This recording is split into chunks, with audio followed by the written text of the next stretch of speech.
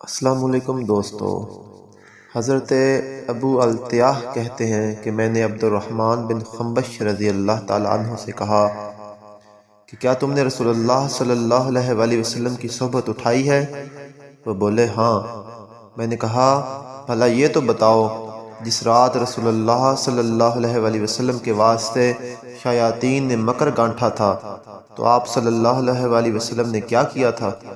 انہوں نے جواب دیا کہ شیاطین جنگل کی نالیوں سے اور پہاڑوں کی گھاٹیوں سے رسول اللہ صلی اللہ علیہ وآلہ وسلم پر ٹوٹ پڑے تھے، اور ان میں سے ایک شیطان اپنے ہاتھ میں آگ کا شعلہ لیے ہوئے تھا، چاہتا تھا کہ آپ صلی اللہ علیہ وآلہ وسلم کے چہرہ مبارک کو جلا دے۔ اتنے میں آپ صلی اللہ علیہ وآلہ وسلم کے پاس حضرت جبریل علیہ السلام آئے اور کہا یا رسول اللہ کہیے۔ فرمایا کیا کہوں؟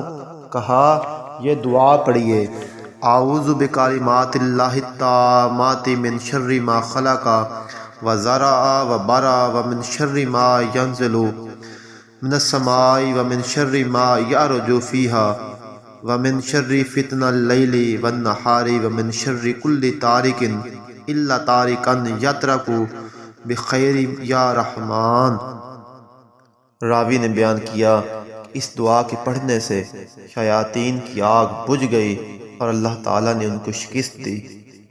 عزیز من، اللہ تعالیٰ نے ایک تو تلاوت قرآن مجید کے وقت شیطان سے پناہ مانگنے کا حکم دیا۔ اللہ فرماتا ہے وَإِذَا قَرَأْتَ الْقُرْآنَ فَاسْتَعِذْ بِاللَّهِ، یعنی جب قرآن مجید پڑھا کرو تو شیطان مردود سے اللہ کی پناہ مانگو۔